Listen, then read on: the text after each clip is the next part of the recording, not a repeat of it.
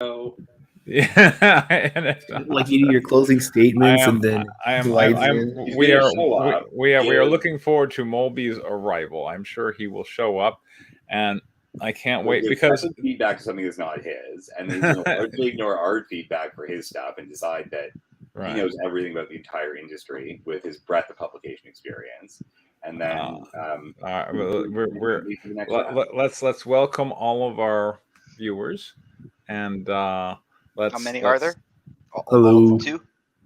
One, which is more than we had last week. We have ones of viewers. Thank you so much. You're one of viewer. One. Many. One. Oh, well, back. Okay, I lost them, but now back. Okay, so Mario, you revised chromatic Beetlejuice algorithm. Tell me about that. Oh yeah, so I took your suggestions about adding more details for the augments, trying to fix the passive voice, but I also did space out the action more and gave some characters more lines or split them into two and let them elaborate, because you said what makes this game different from the other ones, and so I thought I'd kind of try to clear up the motivation a bit so it's not just, okay, it's a barrage of events just happening. Got it. All right. So, all right, written by MM247. So then this is, now refresh me, because so we're just going to go over the stuff we went over last week, but rewritten. Yeah, it's the same. Yeah, pretty much the same pages, but revised. Got it. And at what point in the story does this happen? Because I know, like, we're leading up to, like, you know, we've been through this before, and I remember, like, it's leading up to some, like, back alley hospital scene. Oh, no, because it was the back alley hospital scene that happened. The girl then is taken, and she says, the one they rescued, they're trying to say the one who gave me the drug to sell is this guy, Aster Helix. And then you see he's part of this bigger thing now. It gets Jericho involved, and so it's basically increasing the scale of it. Like, oh, this is not just one or two people. It's a whole industry, essentially. So good. Okay. So we're how many pages would you say we are into this story when we get to this place? So that would be, so the past 3 chapters are about 20 pieces. So okay, 60. Yeah. All right. So yeah, we're this is around the middle, I would say, or at least after the beginning. How's that? Yeah, after the beginning. Yeah. This is definitely Act 2. We've already resolved our conflict. Yeah. Okay. Who do you want to narrate? I mean, we'd have you narrate first, and I'm just used to that. All right. Main narrating. Let's see. Page 1. Interior. Snowstorm underground gaming den night. The blue smoky casino has several people surrounding the usual casino games. I thought we were gonna work on this passive voice thing. All right. Okay. Oh god damn, I missed that one. On the side, there's more than one. There's the second one right there. On the side, yeah, I was about to say something about that. On the side, there is a betting window with a large TV showing a boxing match. Panel 2. At the betting window, a disheveled, grungy, shaky man shifts his eyes narrowly. You're killing me. All right. He has black circles around his eyes like a raccoon. The female teller looks very apathetic. What do you want to place your bets on? 1,330,000 yen against Moita tomorrow night. Panel 3. At a blackjack table, a suited... all right, we don't need the A to be suited, because, again, that throws me off. I think it's like an ace, but it's not. A suited female android leans over the table. She has... You're killing me. Okay, I thought we were discussing that it's not an android, that it's a... cyborg. It's a cyborg. Oh my god, did I only change it from page 2 onwards? Did you remember to upload the correct version of the script? Yeah, he did, because it says it's a snowstorm gambling den. Okay. Yeah, I think it's from page 2 onwards, because that's why I remembered most of the writing down most of the notes. Fair enough. All right, well, let's get through this page. Okay. She has augmented hands and arms with a coil design. She rakes in her winning casino chips. So, I won, and as we agreed, it was double or bust. Panel 4. The dealer, Aster Helix, glares at her a soft smirk. He has white and blue lights on his augmented hands, and his teal hair is gelled back. You got some luck of the draw. I'll give you that. No hard feelings, right? I'm just a dealer. Panel 5. The woman walks away gleefully with her chips. On her left ear, a small but suspicious orange light blinks. Well, I'll be off to the slot machines then. Panel 6. Helix's face turns into a scowl as he reaches under the table and a small blue light begins to glow. Think you could pull a fast one on me, do you? Murder, death, kill time. Kapow. Yay. Page 2, panel 1. Helix stands up. A look of annoyance spreads across his face. All right, so far, doing better on page 2. In case no one told you. Panel 2. The lady, filled with fear, begins to run, her winning still in her hands. A blue blur follows her. Panel 3. Helix raises his hand, signaling for assistance. Cheaters will be removed. Panel 4. The woman's head flies off, severed by a jagged electric blue sickle. Cut wires, much better. So yes, I think you started on page 2. Cut wires show at the neck, and oil sprays across the panel. Her winnings begin to fall to the floor. Permanently. Dun, dun, dun. Panel 5. Onlookers from the other tables give a glance to the blackjack table. Panel 6. The onlookers go back to their games, desensitized towards what just happened. It's just a Tuesday over there, you know? Yeah. You should have like a janitor there, just like with a mop, like mopping up the blood. It's everybody's just ignoring it. Yeah. All right. It might be a little too comedic, but just kind of like you're going with this. Just great. Everything is just normal.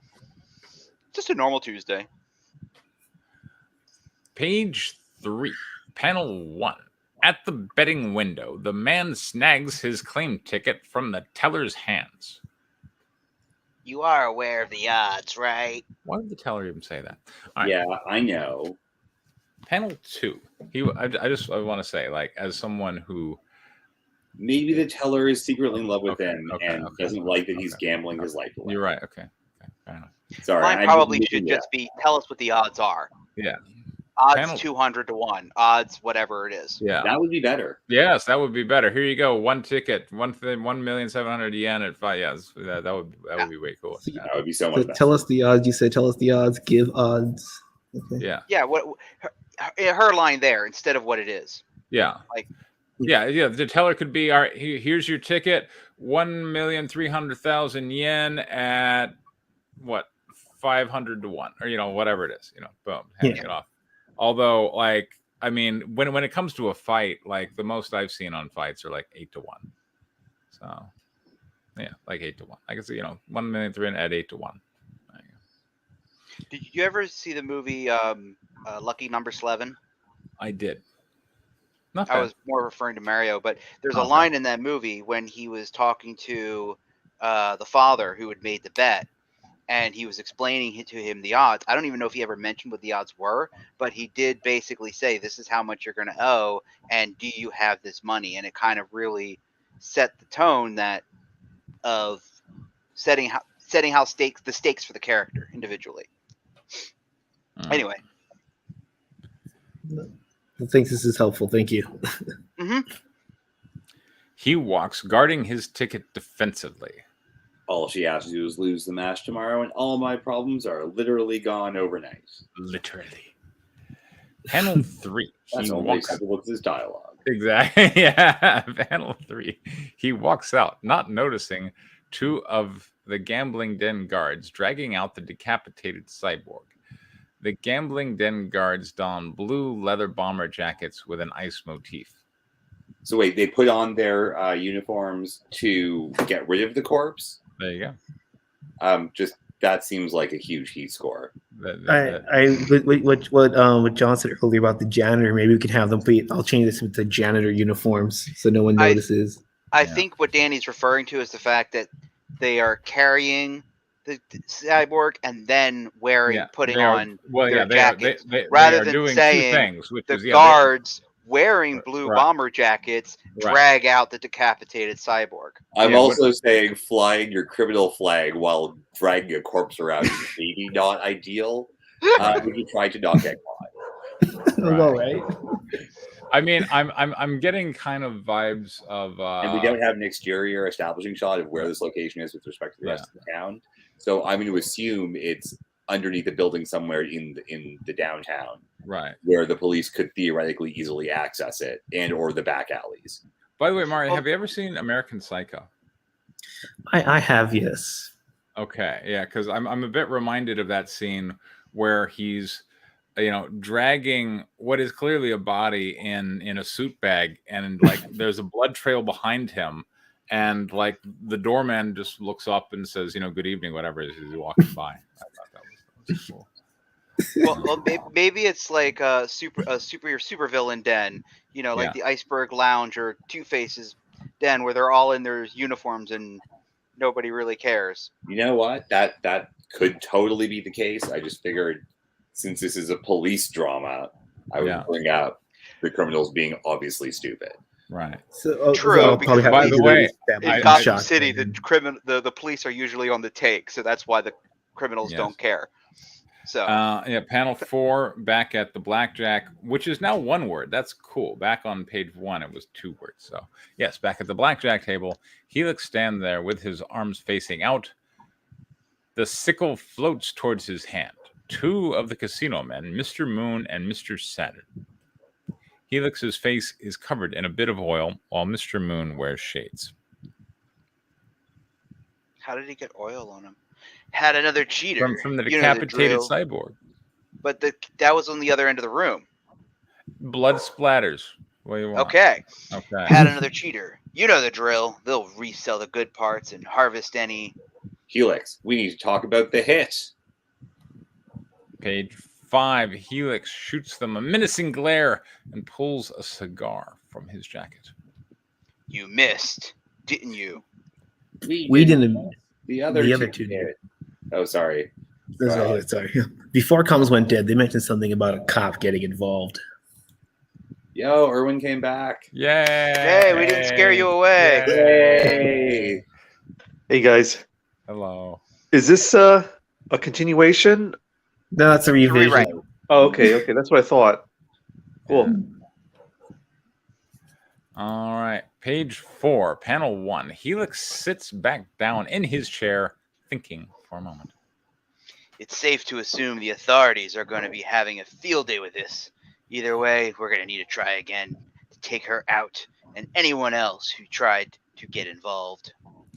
Panel 2. A female server pours Helix a glass of liquor. Helix looks lost in his thoughts.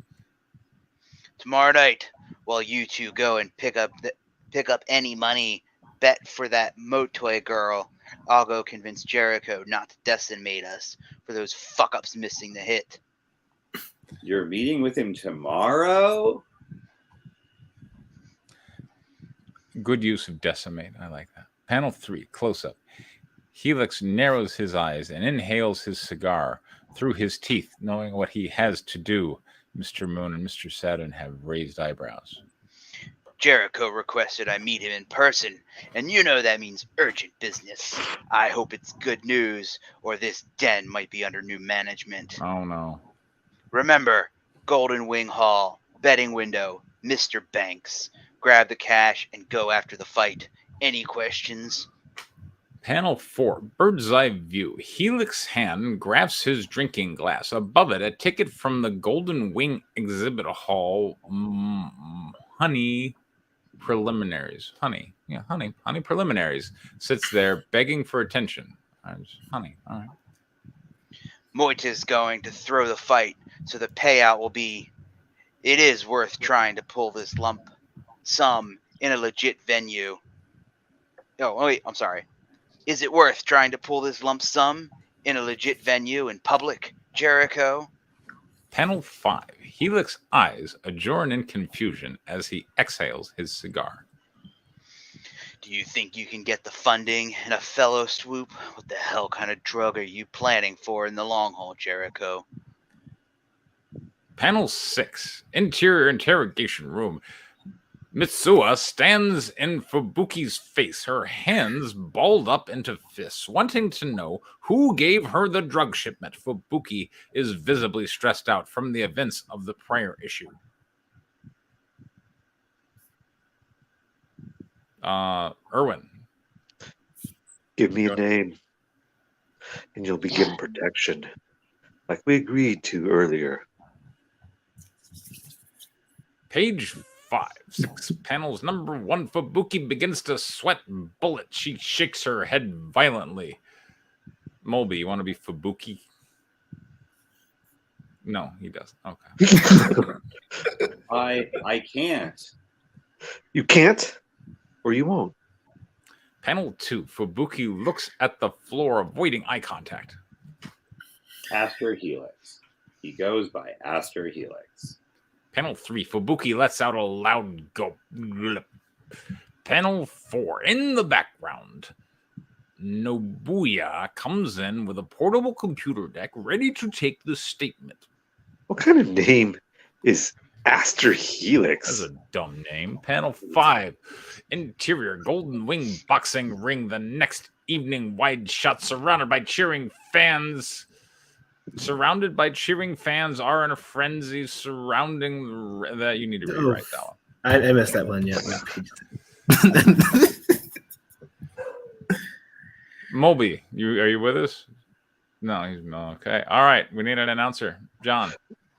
This 8th fight is really getting the crowd pumped. I don't think anyone could have imagined this going to round 5.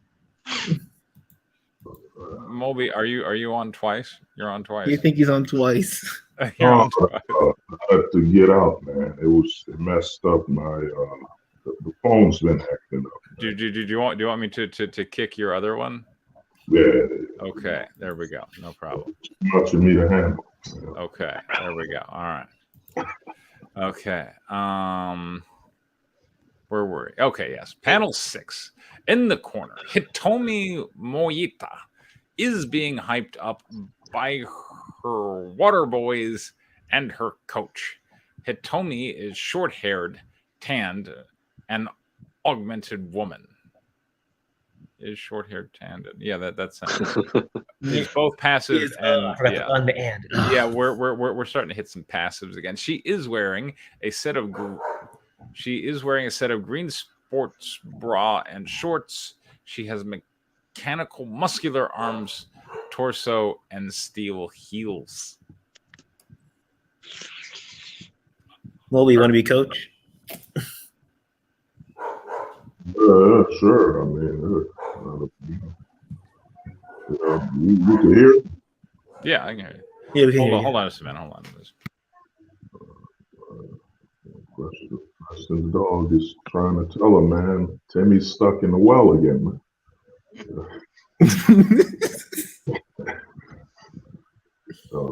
Very excited when someone's walking their dog. Anyway. Let me read the line in the coach. Remember, take the fall, but make it convincing, or they'll be hell to pay. We need a Hitomi. It's more convincing if I actually fight. They told me wait. Ding ding. Page 6, panel 1. Hitomi begins to swing at her opponent, an augmented female with a side shave and blue boxing outfit. She is augmented in her torso as well, but counter to Hitomi, her legs are augmented. Okay. Lose a fight when I'm starting to get popular? Fuck that. Panel 2. In the front row, Helix is sitting next to an empty seat. Come on, where are you, Jericho? Erwin. Didn't mean to keep you waiting. Panel 3. Jericho sits next to a mortified Helix, arms wrapped around him. Jericho has a few remaining burn marks on his face left from the fire in issue 1. His gaze is hypnotized by the boxing match. I need to talk to you about the hit. Something's gone wrong. Hold that thought. Let me savor this fight while it lasts. The way that redhead fights. Panel 4. The blue fighter falls to the floor. Her face is pained in surprise while Hitomi begins to pull her arm back. Panel 5. Close up. The blue fighter taps her arm out, forfeiting the match. Panel 6. Hitomi, her tan brown skin is sweaty, has her arm pulled back by a referee. God, I'm so passive. All right. God damn it. Winner by tap out is... Page 7, panel 1. Hitomi's face has a look of smug satisfaction as she looks around the frenzy-filled arena. Hitomi Morita! He told me. He told me. He told me. There we go. Panel 2. From the back of her head, Hitomi turns her head to the right. She sees Mitsuha and Dave both cheering her on, and a huge VIP passes around their necks. And huge, yeah, VIP. Artist note the VIP pass actually says VIP in fat letters. Panel, you could just like combine that with this one. Their passes, containing the words VIP. And they go, all right. Helix sits there with his eyes wide and mouth agape, afraid of Jericho's reaction. Jericho has a calm smirk on his face. I'm dead, aren't I? You're not. I hear our other fighters went through. I see a lot of oomph in that girl. No different than I years ago. We can use this to our advantage the more she climbs the bracket. Are you really doing what I think you are, boss? Let her slide? Just this once. She's popular enough to where we can recoup the losses with minimal delay. Panel 4. Jericho looks at Helix with a more neutral face. Helix has calmed down a bit. She clearly doesn't know what she's truly involved in. Her coach? He had one job. Panel 5. Helix has a confident smile, grateful he will not be punished. Moon and I should pay him a visit soon. Panel 5. Helix uses a telegraphic watch to scroll through contacts. Jericho looks at the ring with his arms crossed, anticipating the next match. Ladies and gentlemen, our 9th match of the evening will begin shortly. Page 8, 6 panels, number 1. The casino can see the match on the massive screen. The gamblers erupt in applause. Panel 2. The indebted man is on his knees, eyes and mouth widened in horror. No. Panel 3. The man looks up at the screen with his hands balled up in seething rage. On the screen, Hitomi is being interviewed with the microphone in the frame. Panel 4. Hitomi is now wearing standard tracksuit. The jacket is open, showing her sports bra. She has a puzzled look, searching for her coach. Coach, are you here? I made it before 6 for once. Look, it was about last night. I'm sorry. Panel 5. Hitomi walks to the door of her room, unaware of the indebted man behind her. Panel 6. The man cups Hitomi's mouth as he slams her against the door, a round object pressed against her neck. Bam! You took everything from me. Page 9, 7 mighty panels. Number 1, Hitomi shocked and surprised. You're still cheating, aren't you, Mario? He's totally cheating. This is so I don't know. go over. Easily over. I'm thinking like these very like small panels for like 1 or 2 of the actions. Okay, I will save it for later, but I've got a comment about that. But let's go on. All right.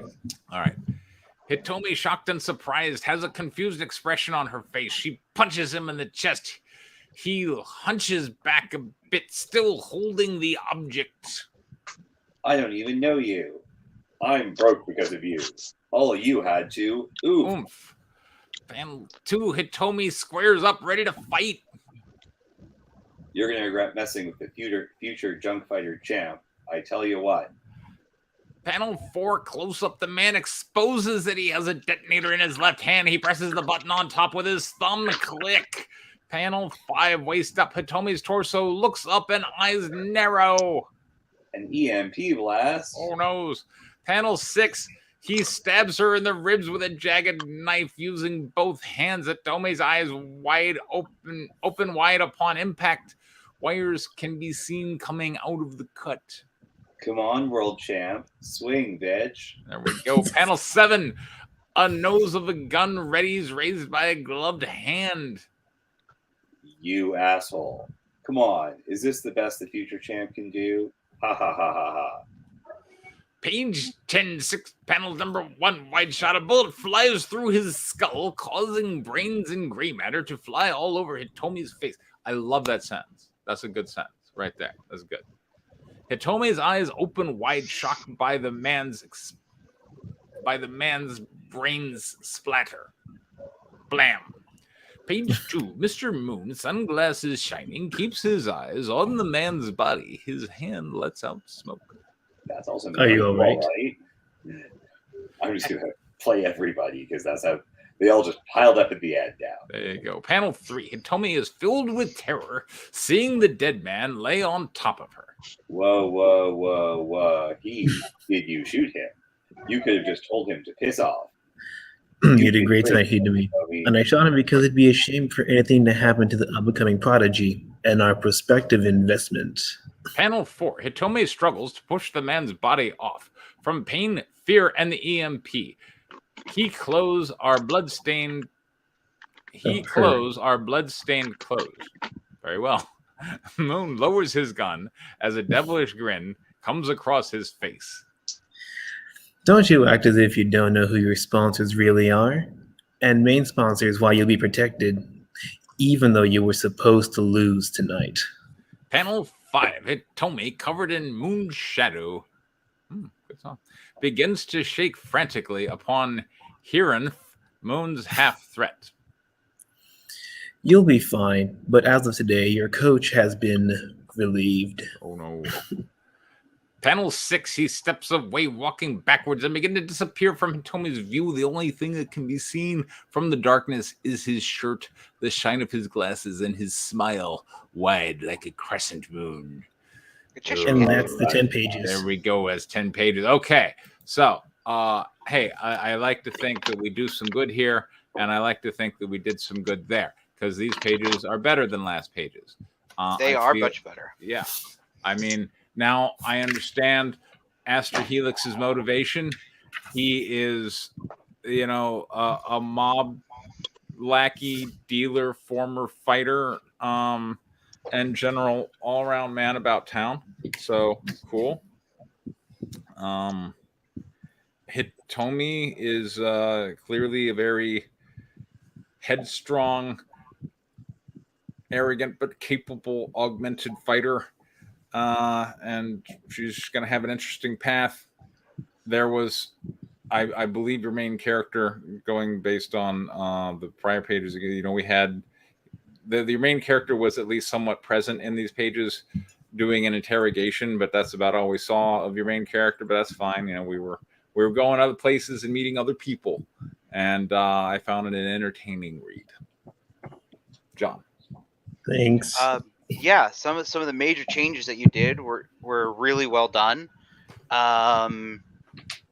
The giving more of Helix's story and motivations was good.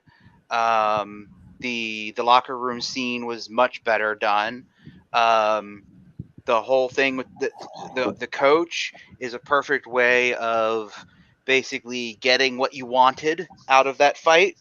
In a way that made sense. So because their motivations are in line with the world. We're not all of a sudden going WTF. So that was really good. And there was something else, but it'll come to me. Or somebody else will say it, and I'll be like, yeah, that was the other thing I wanted to say. Danny. Agreeing that the logic is overall much better. And some of your direction writing has improved somewhat. That was very faint praise. The logic is much better. The definitely works.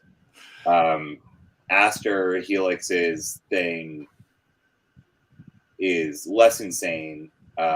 Integrating the coach and the boss man into that conversation was really smart. And giving us access to Hitomi's understanding of what's going on was also really smart. Erwin. Who's the main character? I believe the police guy conducting the interrogation. Mitsuha, the cop. She's the main character because what's going to happen next is because we know that Helix is part of the drug trade. It's going to kind of bring those two stories together. Helix is the main character. No, not Helix. No, the cop. Mitsuha, no. Yeah. You remember there was this brief clip where there's an interrogation scene and the cop is like, who's Aster Helix? Or, they ask him who, they say Aster Helix. They're like, who's Aster Helix? And, that was the main character. Oh, okay. We didn't spend much time with him these pages, but. So does he have a stake in this fight? For the main character, in this direct fight, no. But what happens because she's trying to get the drug dealer, and it turns out that Helix is her dealer who gave her the drugs to sell. It ties them both together. Okay.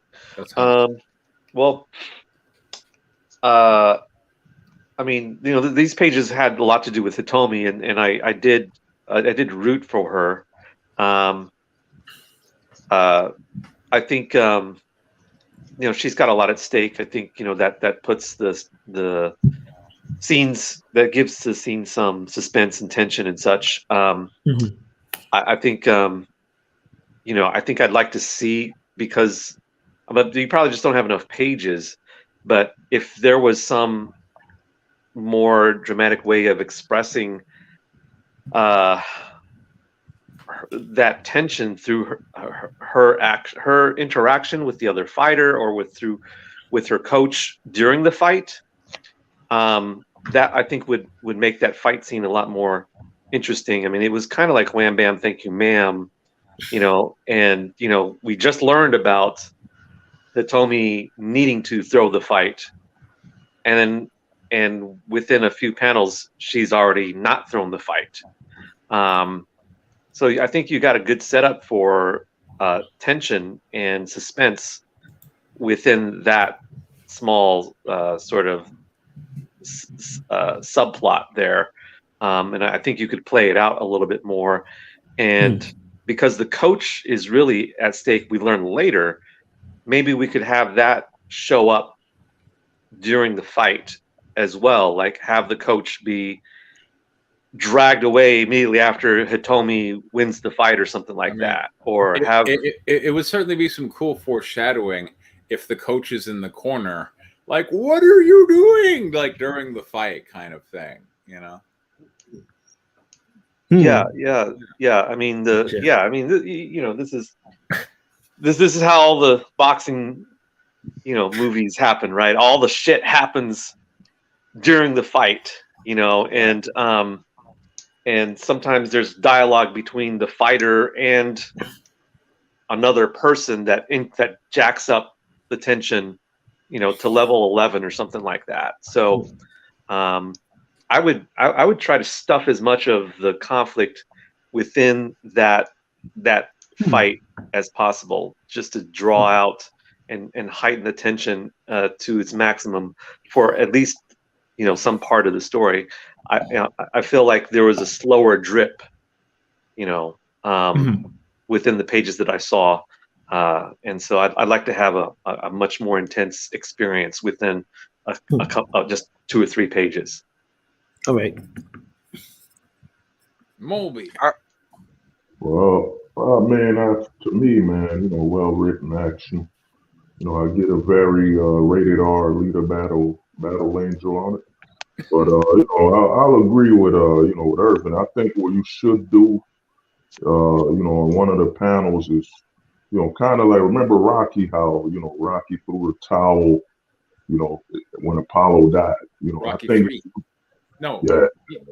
Was it Rocky? No, that's Rocky 4. Rocky 4. Sorry, Rocky. Yeah, Rocky 4, the Russian. So I think if you did something where the coach throws the towel and it looks like Alita's about to, she's blocking. I mean, my bad. The Helix character's blocking, then knocks out the other character before the towel falls on the ground. Then you do a panel where you zoom into the coach with his head down, or now you leave the reader with a question. You know what I'm saying? Why did the coach throw in the towel? And, what does it mean? Why is their head down? And, why are they leaving before? You know what I'm saying? Instead of celebrating with the character winning. So that way you foreshadow it, like Irvin's saying, but you don't over make it predictable. But other than that, not bad. A lot of action. John, what was it you wanted to say? Well, I was asking, are we doing constructives now? Because I must have missed that part. Go. The main thing that jumped out at me, and I think you're trying to put too much on each page, and that partially may be because you're trying to squeeze as much as you can into the 10-page limit, and I think you're doing yourself a disservice by doing that. There's a lot of times where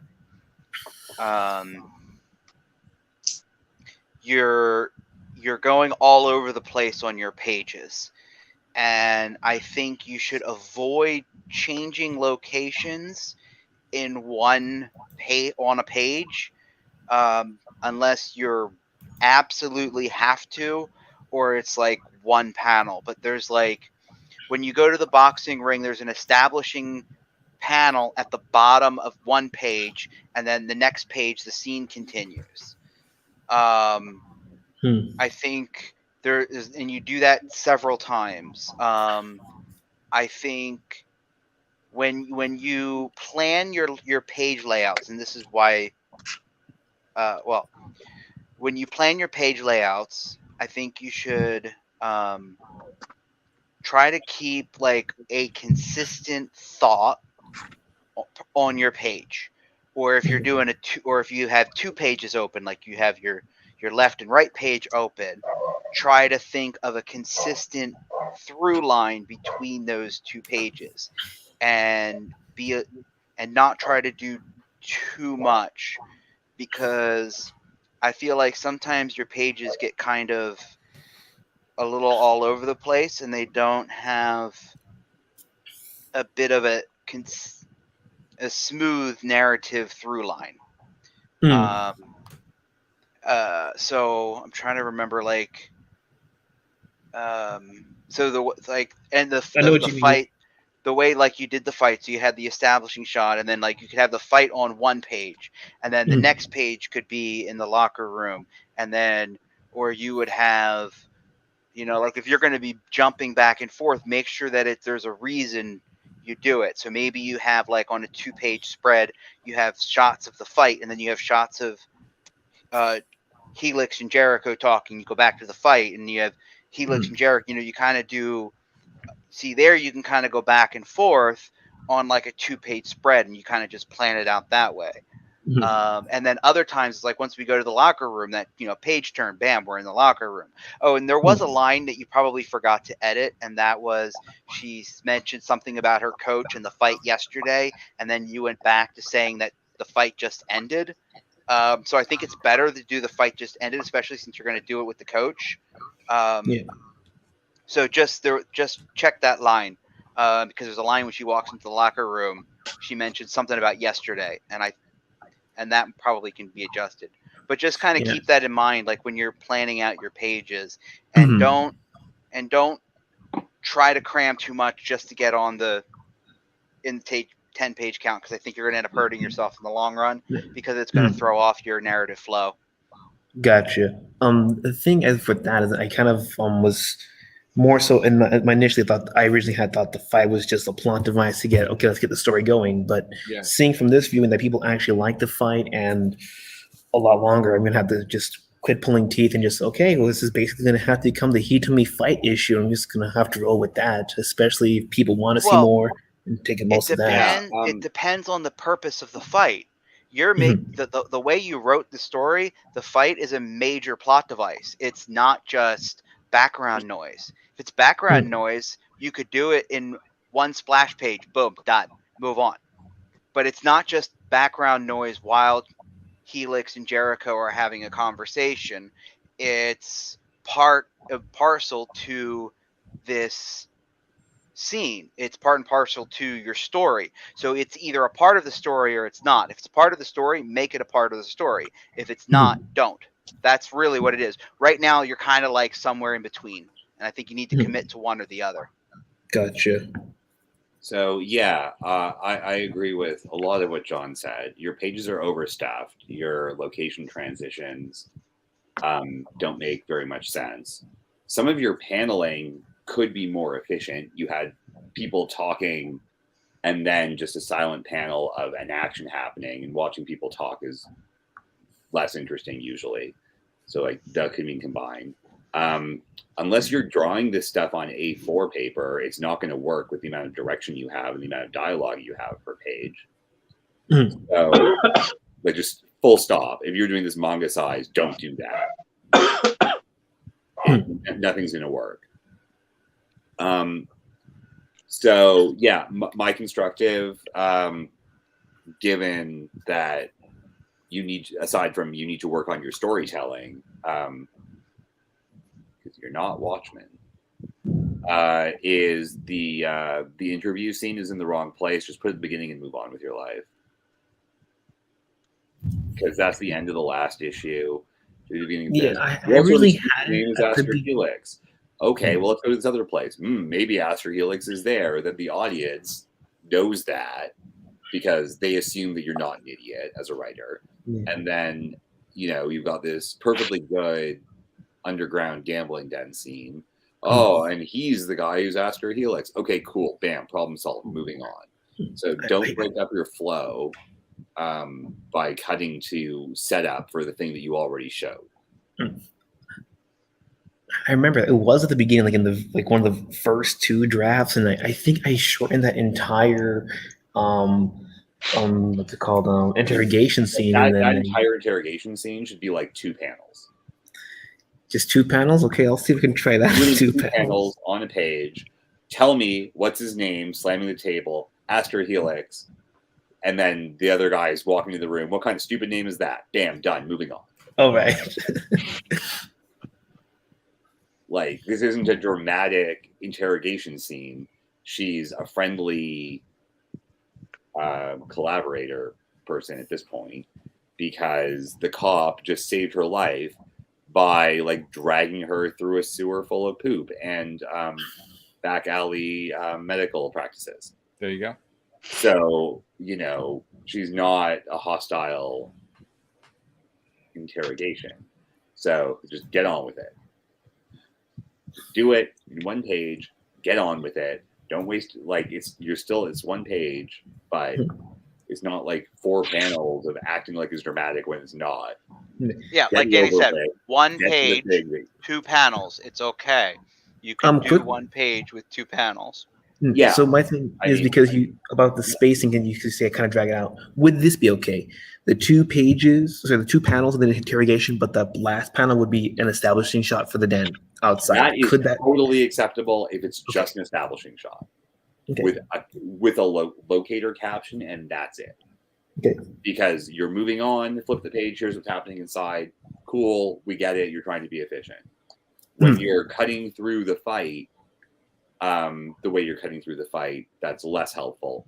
When you're cutting into the fight at the end of 1 page, then not showing the fight, and then the coach just disappears because you forgot to add him to the direction, and then we're watching other people talk about it as it's happening. That's extra. Just make the fight longer, right? Like just have them punch each other back and forth while other stuff is happening. It's fine. Or do one really big like page or 2-page spread and just show all of these people talking, like a big long conversation. Like that's fine too. But I mean, you're not going to have a dynamic fight scene in 6 pages with no in 6 panels per page with no establishing shot, and that like an essay worth of dialogue with Aster Helix and his boss, right? Like, that's not a good idea. It's a terrible read. You know it's a terrible read because you just made us read through it. And you just did it to force us to read through it so you could get some feedback on it on the stream, which is totally fine. Once. But we noticed that last week too. And you want to give us the comic as close as possible to how it's actually going to be in print. Because then we're going to try to, by knowing how you're pacing everything differently than 6 panels per page, we're going to have a sense of the mood you're going for and how much time you're dedicating to each of these scenes and like your overall pacing and like the tone of your story, which then we'll be able to actually give you advice on. But we're not getting that if we're just like, you know, Preston's reading through it as quickly as possible, and we're all just like, "Oh God, there's 6 more panels here. What's going on?" Like, if you have that going through our brain, we're going to give you worse advice, or it just won't be as good as it could be. It's actually going to happen. All right. Yes. My hunch is, you know, I think it might work. It might be, we might be more involved as readers if we got a little bit more of the main character, because I haven't seen the previous issues, but if I were tuning in, you know, I might like to see the main character dealing with something that really matters to him personally, however briefly, within the first, you know, several pages here. The other thing I would note would be, you know, you might just want to like spend more time just sort of rereading and rereading the actual sentences, and, you know, fix any grammatical errors, just because it does get in the way of a good read, you know, of other people, editors or cohorts, you know, reading your work and really focusing on what needs to be focused on rather than the just the syntax or something like that, or yeah. So that's it. Well, from what I've seen, I say, man, you could stretch it. The problem you're doing is you're not allowing any breathing space. For example, you know, when the coach wants them to drop the round, okay, they're boxing, you don't tell any of the rounds. So it would be better if when the coach tells them you got dropped, you know, good, you know, you got the coach choking them or holding them, saying, so far, so good rounds. I need you to drop this one. You know what I'm saying? And then when he goes in, when he wins the fight, you know, you don't even show, if the character's so popular, you don't even allow the character to be embraced by the fans. I mean, we've all seen Rocky. When he won, everybody stormed the ring, you know, the arena, whatever. So you want to showcase the character's popularity where they win, everyone's hoisting them up. And then you showcase the coach leaving in some type of format.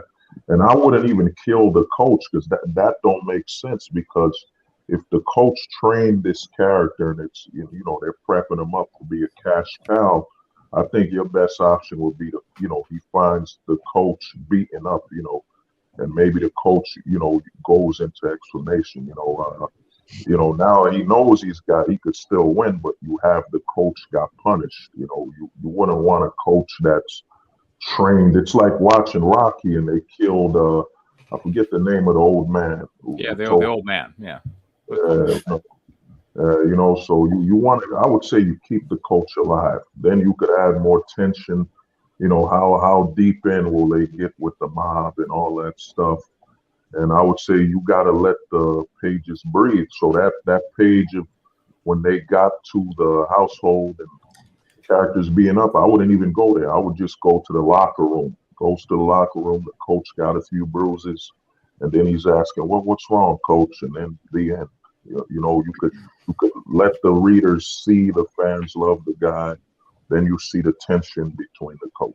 Then next few pages coming after, then you go into the household, you know, being threatened for his life, whatever.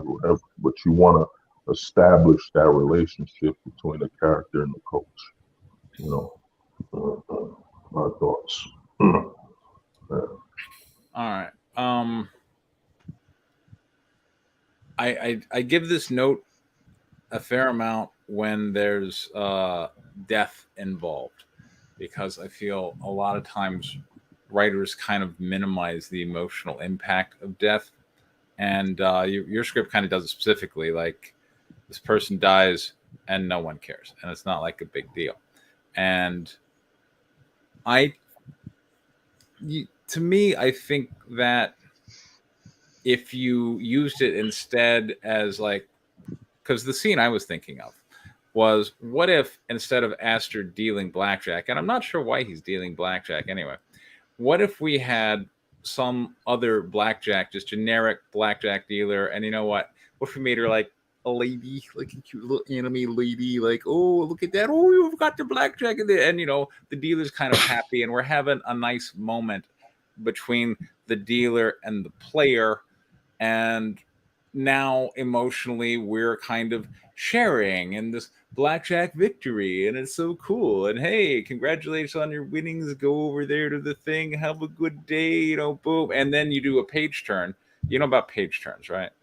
Yes. Is that when like it looks okay, and the next page at the top of the first panel it gets your attention, like something's wrong? Right. Well, yes, and like specifically you got to time it in comics so that, you know, it's on, I think, you know, because we start on the left. Start on the odd, and the left, even is on the left. Yeah, so even, or what, isn't even going to be on the right? No, so odd is on the right, and you start on odd. That's page right. one is on the right. Yeah, yes, that's right. So it's all even is on the left. Yeah, so if you end an odd page with a happy moment, and then we page turn, and now boom, like she's decapitated, that's a shock to the reader. Like, what happened? They were so happy, and then Aster steps in and he points a decapitated head of, you see that little cheating device right there on her ear? You see that? And now he's yelling at the blackjack dealer like the death is sudden and it's impactful and like it shocks us. And now we understand that Aster is evil and lethal, and you know, like, it's more memorable. You know what I'm saying? And that actually reminds me of the other thing I wanted to say, and that was also about the dialogue. Some of the dialogue doesn't feel, it doesn't have the weight or the gravitas that I think you want it to have. And I think Preston's little point about that kind of makes sense, because Aster Helix just seems a little, something just off on the way he was talking and the way he said things, and he didn't seem like. Well, it wasn't just there, but it was other places too. Like, dialogue seemed a little off in the way the characters were talking to each other. Anyway, evil villains didn't sound like evil villains, and you know, stuff like that. But all right.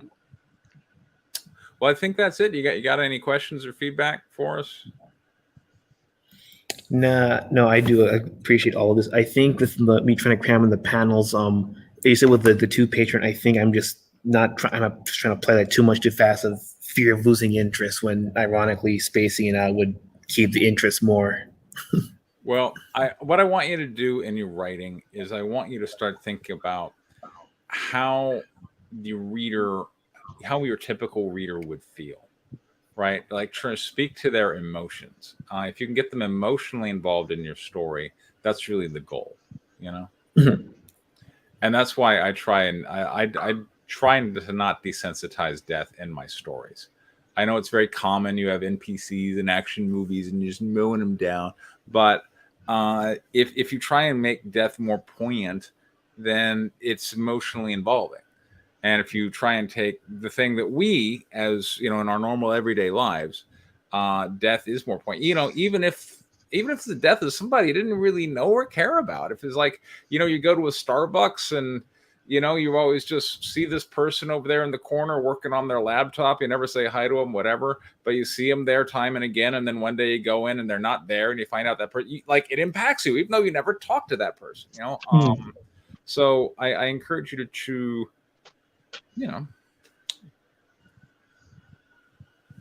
try and make your writing more emotionally impactful was my note.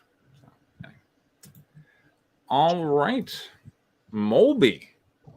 Oh, welcome. Erwin is in for a pleasant surprise. Welcome, sir. All right. So tell us about what is this? This is Tyonius Titan edited, and I love that it's edited. That is good. So fantastic. Tell us about this. What we got? Well, this book, man, it's about the power older than God, and it's been reawakened, and there's gonna be a lot of violence. A lot of violence, and it's basically takes place in a world where the gods of old, nobody's praying to Zeus and all of them, so now they're kind of like outcasts. Okay. The gods want to reclaim their whatever. So it's somewhat like American Gods kind of thing. Yeah, something like that. All right. So, Molby, is this your 8-page masterpiece? Oh, that you don't gotta go putting pressure on the Molby. Well, he's been talking about doing 8-page comics. Yeah, I'm just curious. That's true. That's true. Okay, is this an 8-page comic? No, that's a 24. I finished. Okay. Just checking. All right. You don't got to talk shit, John. It's all right. I think even Molby caught that might have been snarky, John. It's the future. And I'm saying that knowing I'm like 80% likely to be stuck reading this direction. All right, Molby, choose your narrator. Preston, you could we need a Canadian voice. Okay. Canadian voice. All right, Danny, here we go. Danny. All right, fine. Preston, you large. Page 1, panel 1, park basketball court, sunny day, covered in open wounds and bleeding. LRZ mid-20s. Dressed to play basketball, is standing with his guard up in front of his friends, who are on the ground covered in blood, some unconscious, and with open wounds. 6 thugs, each armed, surround LRZ, be it as they hold onto bats, knives, and or brass knuckles. I don't give a damn how bleak this shit looks to you fucks. I'll fight to hold down my friends until all that's left of me is on the ground. Last words, big one. I'm cool with that. Panels 2 through 4. LRZ avoids a lug stab towards him from behind. Then LRZ tackles the thug with an elbow to the spine, which causes the thug to be stabbed right in the stomach by another thug as they charge forward with his knife. Panel 5. The thug that was stabbed holds on to his stomach.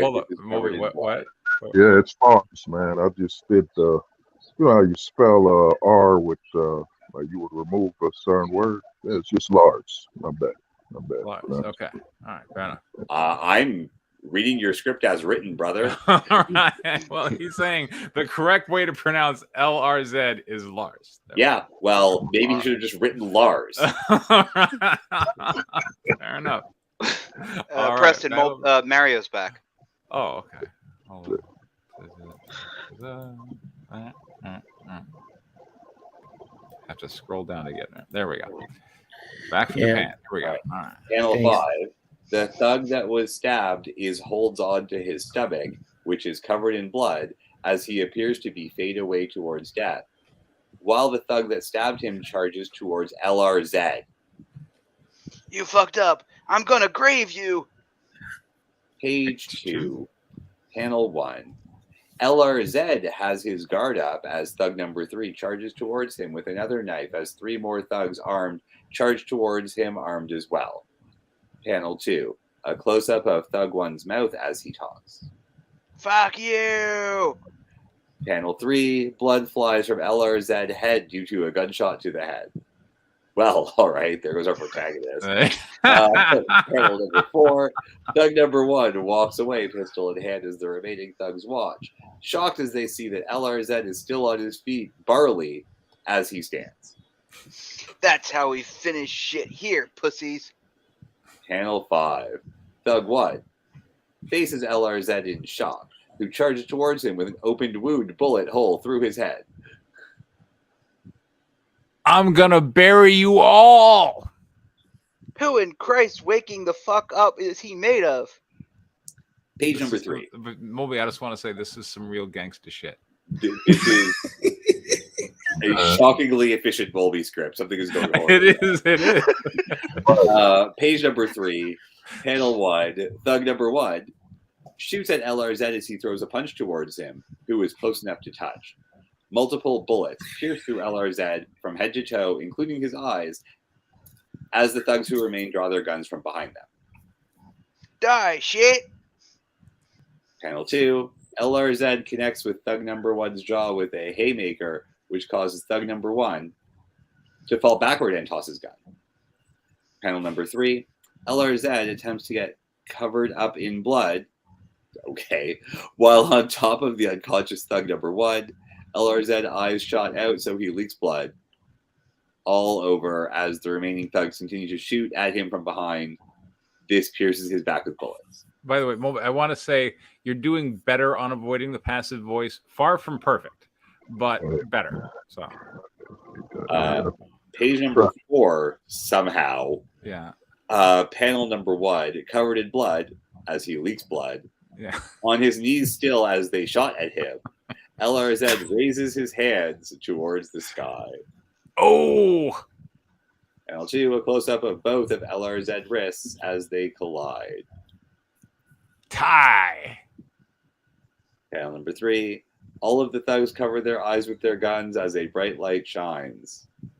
Panel 4, the thugs witness a cloud of mist from where LRZ was on his knees. What in the big fuck shit is going on? That's a fucking line. Number 5, the upper half of thug number 1 body flies to thug number 2 as he is tossed out of the cloud of mist. Love it. Panel number 6, thug number 2 screams as thug number 1's bloody corpse is on him, and the thugs that remain. Thugs are shooting at the mist. Fuck off me! Page number 5. Panel 1, all thugs shoot at a shadow silhouette of Titanus Titan as he leaps out of the mist. Titanus Titan lands right on top of thug number 1, which causes him along with thug number 2 below him to blow up into hundreds of pieces, limbs and organs flying out of the panel as the remaining thugs watch in horror.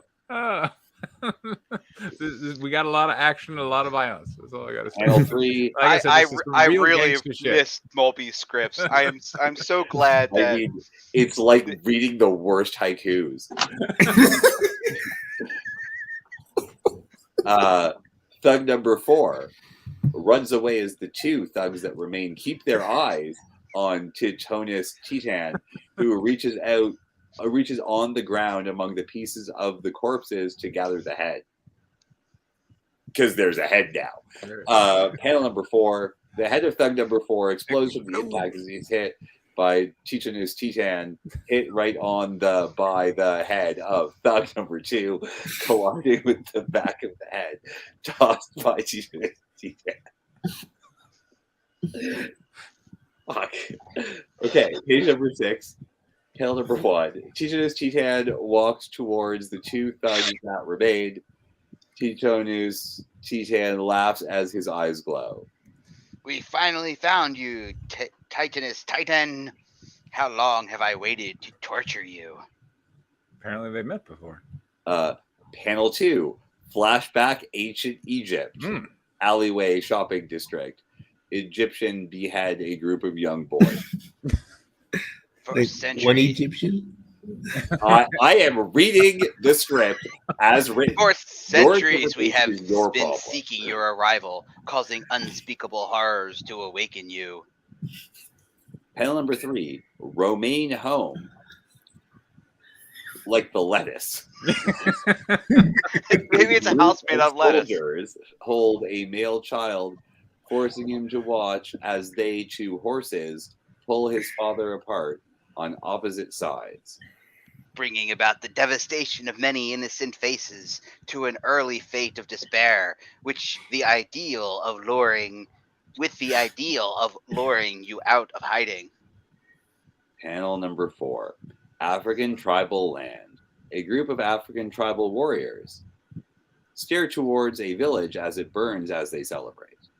Engulfed in flames, entire villages into the flames of hell, just to arouse your interest in punishing us for our devilish deeds.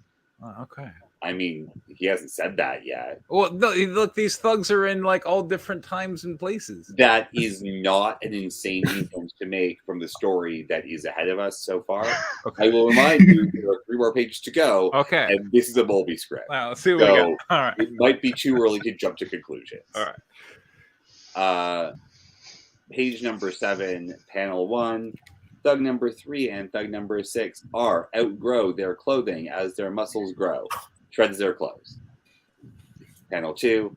Thug number 3 grows in height as thug number 4 is on 4 legs and develops dog-like legs. There we go.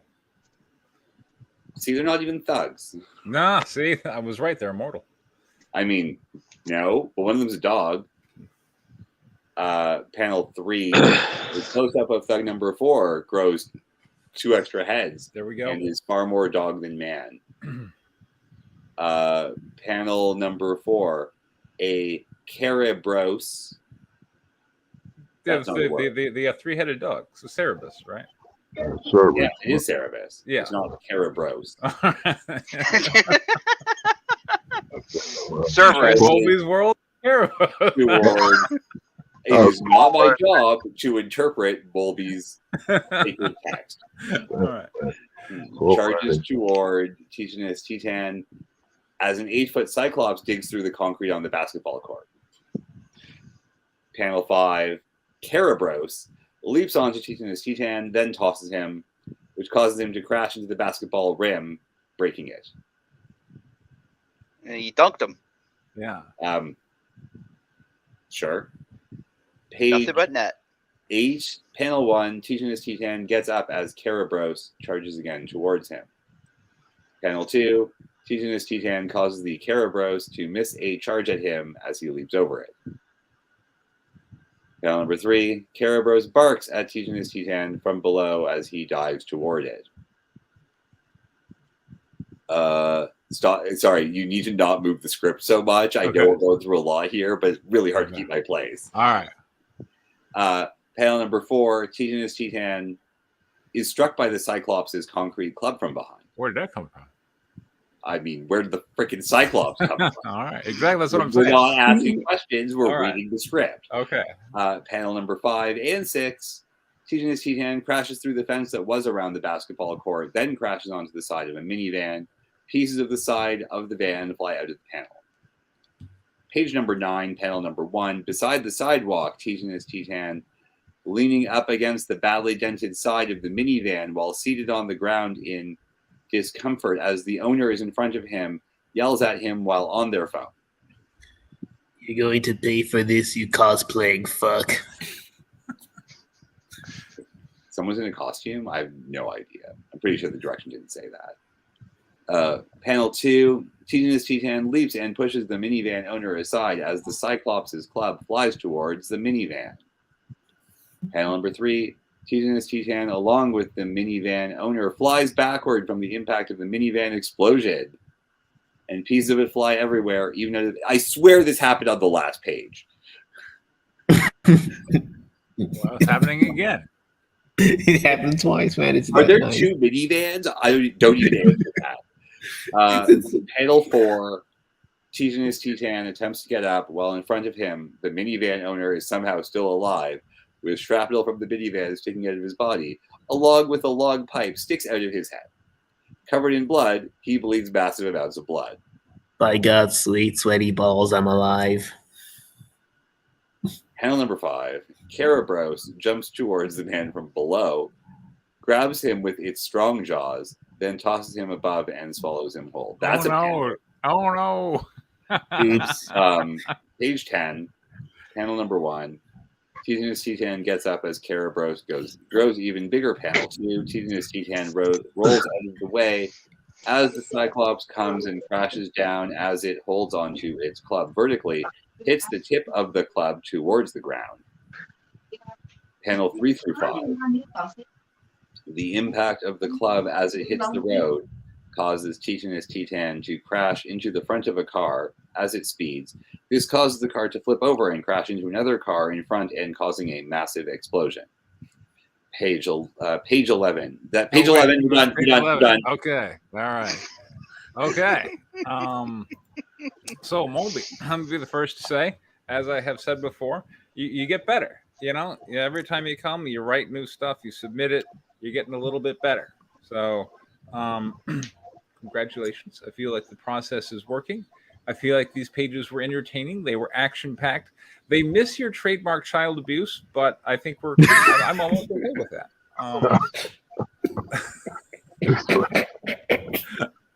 I like you this. can take his trademark syntax, though. No, I mean, it technically has the child abuse since the kid had to watch his dad get ripped apart by the horses. Yeah. All right. Oh, and there was that one Egyptian man that beheaded a gang of children. That's all right. You know what? He did work in the child abuse. He worked it in. Okay. He worked it in. All right. I stand corrected. I remember that scene. Yeah. That scene made sense. I mean, overall, the story is reasonably coherent. We have the thug Laz, who's living. It's a very salty street gangster life that you're presenting to us, and that's cool. And Laz is getting shot in the head, but that's not holding him down. And then here comes Tiony's Titan, and he's kicking some major ass, and it turns out those thugs are really immortals from ancient Egypt and Africa, and they're changing into all kind of mythical creatures. And I mean, we're off and running. I mean, a lot is happening in 10 pages, and I'm enjoying it. So there we go. John, what do you got to say? I very much have missed the times with Mulby being on the writer's stream. I know I was hit and miss for a while, and I know I missed the last couple times, and yeah, I really miss it. Your stuff never fails to entertain and amuse, and I liked it. Much appreciated, John, from Florida. The nice weather, man. There you go. Erwin. Oh, no, Danny, go for it. This Mulby script was the least irredeemable in terms of its art direction that I've ever read. So kudos for that. And he kept a storyline going for like 4 pages in a row. Danny is passing out backhanded compliments to everyone this evening. Which is very impressive. Yeah. All right, Erwin, go ahead.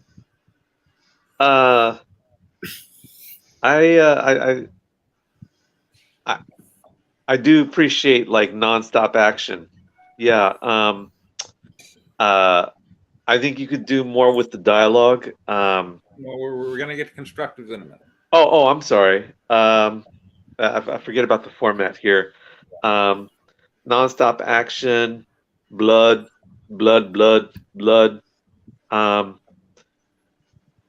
That can be entertaining. Street thugs, and on a basketball court. I like it that it happens on a basketball court. because I don't think that happens enough in comic books. Like right? an immortal battle between gods and street thugs. Yeah. Yeah, because lots of stuff happens on basketball courts, more stuff than people realize. But in comic books, we're never on the basketball court. It's always like Avengers Mansion or, inside Iron Man's helmet or something like that. But yeah, it was fun. Yeah. Mario. Honestly, I did like the action just being nonstop, but the way easy they say with the basketball courts and especially with the minivan, I was like, it's like they took the earlier NBA street games and then they combined it with a bit of that Def Jam, but just overly violent like you would in those independent 90s comics. I'm really loving that. If you get the artist you usually get, at least the last comic you had, and they can see what you have, I can just see this being like I get this, man. It's hilarious, man. It's just like you just would love it. I mean, I'm liking it so far. Very dark, but very funny. All right, now constructors. Danny, I know you had some. Sure, yeah. You blow up the same minivan in the same way on 3 different pages. So you should not do that because it's very confusing. And also, I would highly recommend writing in such a way that characters only perform 1 verb per panel. A verb is an action word. So if a character is doing 3 different actions in the same panel, it's very difficult to draw. Like I was thinking of the scene where the guy's glad to be alive, but then Cerebus picks him up and then eats him and then tears him in half or something. I was thinking about that too. He throws him in the air, catches him, and then swallows him whole. Yeah, that's all in that's, one that's, panel, that's which all is in one very panel. impressive. Yeah.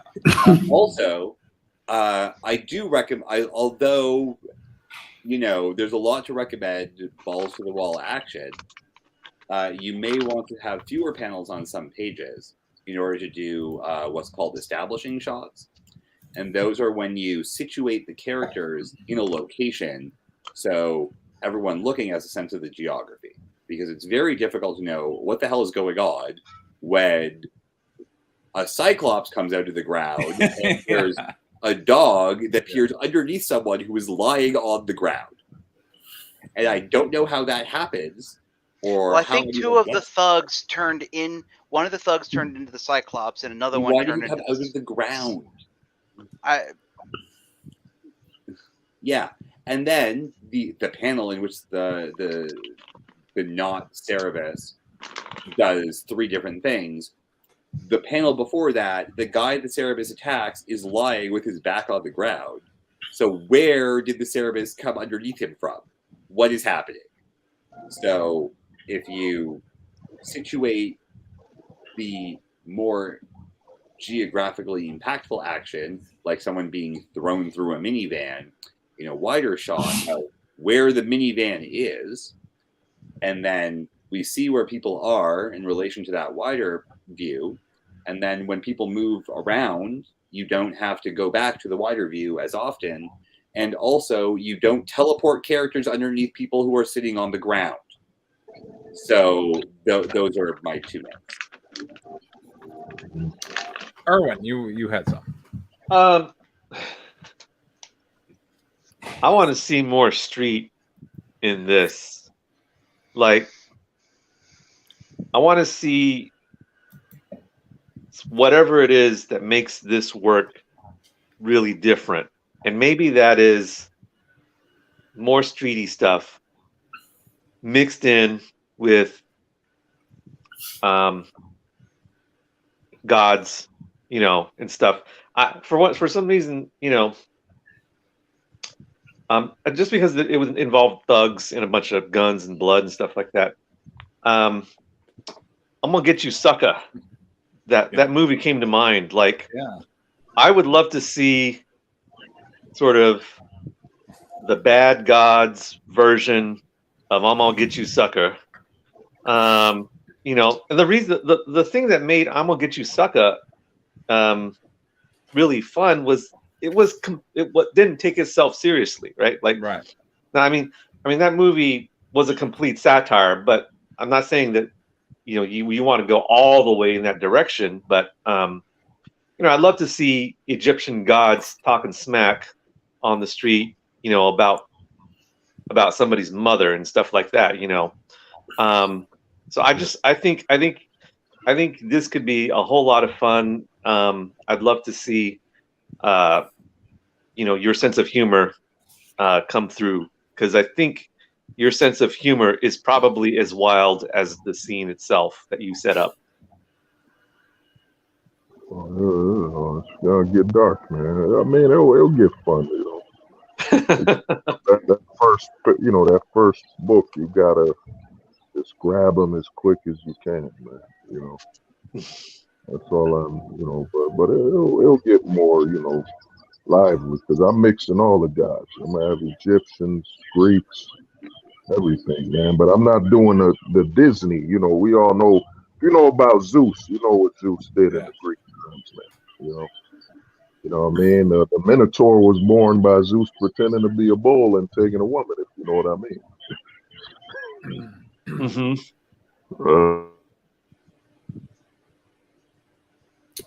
John. I would kind of like to get a little bit more setup to how the street brawl started. Who is Lars?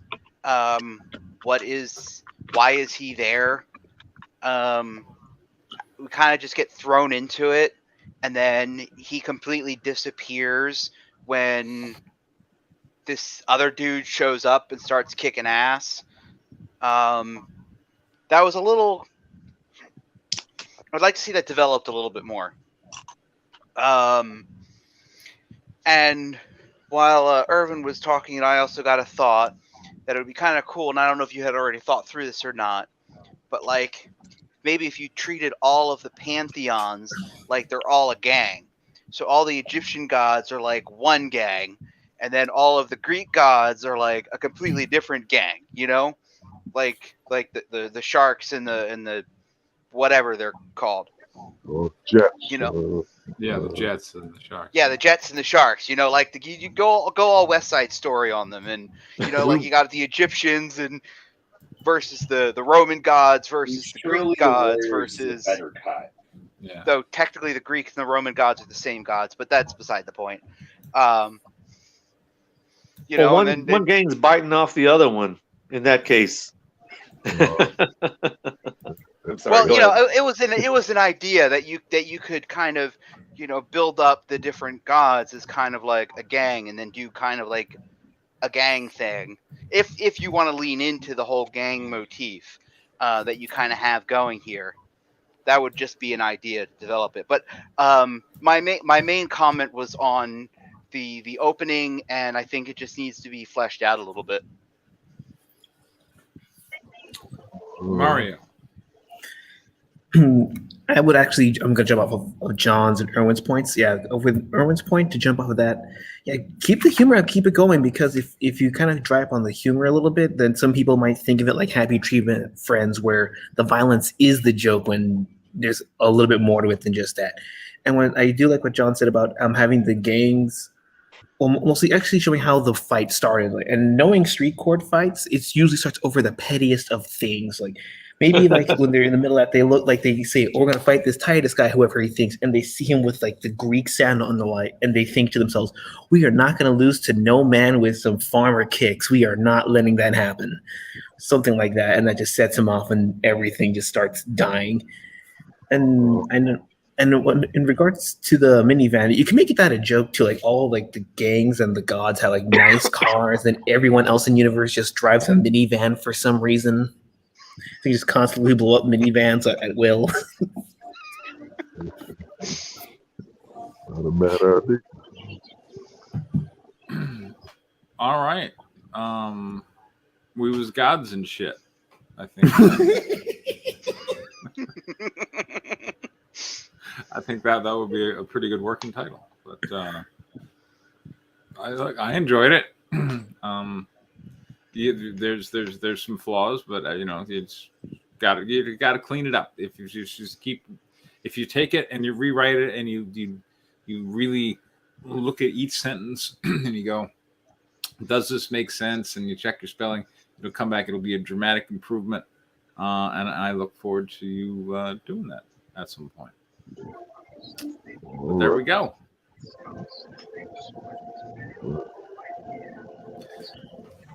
All right. You have any questions? Any comments? Well, I mean, thank you, everybody. Man, it's, how they tell us to invest in technology, man. I was using Pro Writer's Aid. I thought it did spell Cerberus correctly, man. You can't fully depend on technology, man. When it comes to foreign names, always double check them. Yeah. And the way you spell things, every name is basically a foreign name. Please double check it. Yeah. I'm gonna check it, but I'll relook over. It's the more time you spend writing and proofreading, the better you get. It's a skill. It's a practice. Yeah, I encourage everyone to not be scared of destroying stuff of their own. Just many pages of your own stuff. Just trash it. Delete it. I've been having to do that with my screenplay, and yeah. But we have another work? We do. All right, John, tell us about Splicers. This is my cyberpunk story idea that I've been working on for off and on for about a year, in between other stuff. And I was like, well, I didn't have anything else ready, and I didn't know how many scripts there were going to be. So I'm like, well, I will show you I'll bring the first 10 pages. Who's narrating? I'll have you narrate. All right. The whole thing is, well, this is, yeah, we'll just go with it. There are a lot of different roles. I will assign, Danny, why don't you do Jacob? Sure. Erwin, do you want to do Gabby? And Mario, I'll have you do Marcus, and I'll assign everybody else as we go, because there's actually going to be a lot of different lines here and there. Interior interrogation room night naked. I love it right there. Starting right off. Okay. This is the John Lamont. This is the John Lamont script. A black leather and metal harness strapped around a muscular feminine form, brown skin, a metal rod runs along her spine, making it impossible to bend or twist. Gabrielle Silva sits, hands behind her back, strapped to metal rings which connect to the back rod. Dried blood splattered across her body. I love this, including on her mouth. A blinding light overhead. Two black metal rods extend outward, held by two San Andreas police droids. They have an armored skeletal appearance, painted mostly in black and white trim with the city logo on the chest plate. Gabby grimaces, screams in pain. As the pain subsides, she takes several deep breaths. The doors open. Two detectives, Jacob Blang and Marco Vasquez, enter. Take a seat. Good evening, Miss Silva. Do you know where you are and why you're here? Gabby shakes her head, breathing labored. Why am I naked? And whose blood is this? The answer to your first question, that is how we found you. Images flash. Orion penthouse night. Gabby lays naked on the floor in a puddle. This is a John Lamont script. In a puddle of blood. Interrogation room. You forgot what John Lamont scripts are like. It's beautiful. That's right. Interrogation room.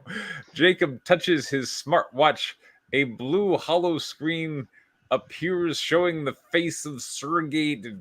Yes, absolutely. Dmitriev. And the answer to your second question is Sergei Dmitriev, along with a dozen or so of your fellow co-workers. Penthouse. Gabby, wearing a torn cocktail dress barely hanging off her body skin, stained with blood, rips a middle spine out of an augmented security guard. Blood explodes. Interrogation room. Gabby tries to remember, but screams out in pain. I don't remember. Why does it hurt to remember?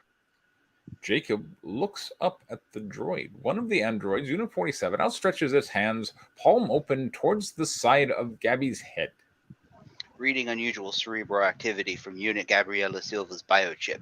Core temperature running at 52 degrees, causing brain temperature to run 12 degrees above normal temperature. Oh, that's a lot.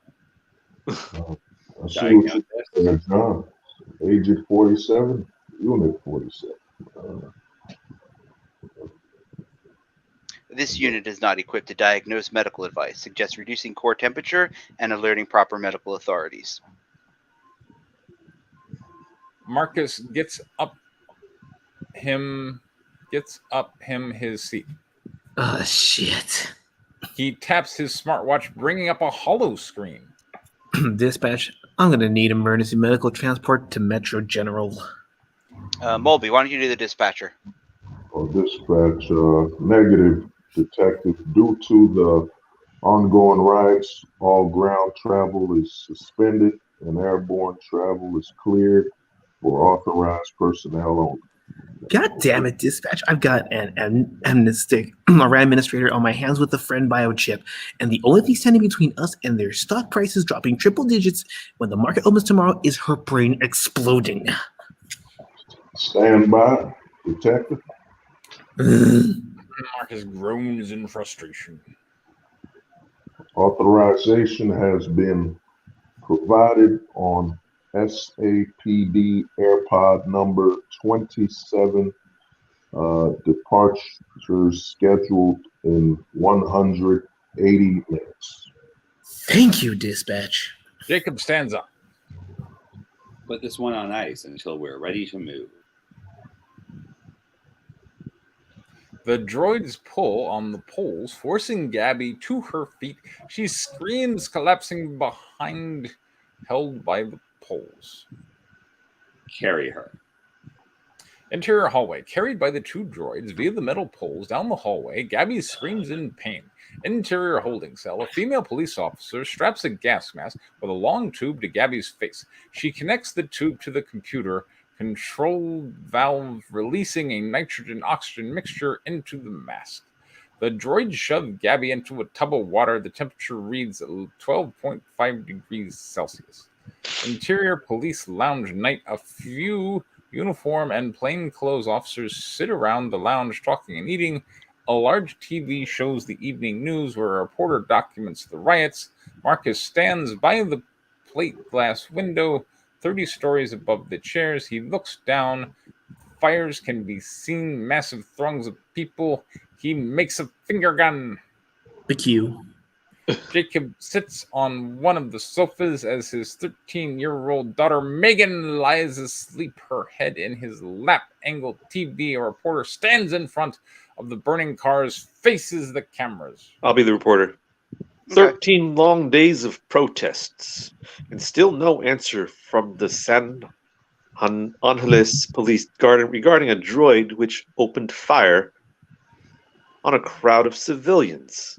The news switched to a shaky mobile recording. A police droid with flashing red and blue LED lights orders several civilians away from a crime scene. Suddenly, it can be seen twitching before a machine gun extends from its left forearm and opens fire on the crowd. Exterior, Grand Avenue night. The new reporter faces down her camera as rioting continues behind her.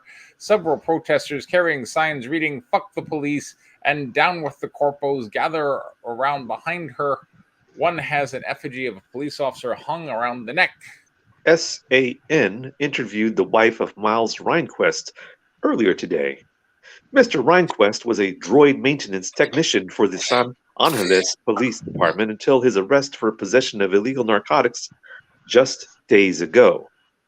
Exterior city apartment building. The reporter stands with Olivia Rehnquist. We need Olivia.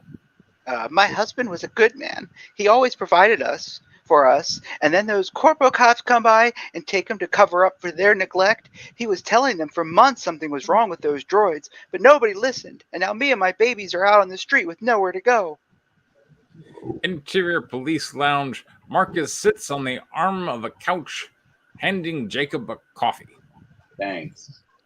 She's sleeping all right through this? So far. Marcus looks in disgust at the protesters. City's supposed to be on curfew. Jacob sips his coffee. The First Amendment doesn't have a curfew. Booyah! There we go. That was a great line. Yeah. Marcus, Marcus, like a mic drop line. Yeah, Marcus mobile beeps. He glances at it. Time to go. Exterior and Angel City Police helipad night. Unit 47, Unit 19, lead Gabby strapped up as she was previously, but now wearing a Kevlar vest over prison scrubs towards a police airpod. I was wondering when she was going to get some clothes. Jacob and Marcus wearing full tactical outfits. She got clothes. Yeah, I'm surprised too. And armed with automatic rifles march in tow. The droids shove Gabby into the rear of the airpod, securing her to a seat. They step back, allowing for Jacob and Marcus to climb inside. Interior SAPD AirPod 17 as Jacob and Marcus strap in. Good evening, detectives. Go ahead, We're taking a VIP to Metro General, correct? Yes, ma'am. Strap in. We're looking at a current flight time of 32 minutes. Copy. Jacob slides the rear door closed. Thrusters engaged. Exterior San Angeles, 4 large drone-like propellers fold out from the top. As they start to spin, the AirPod lifts off the helipad.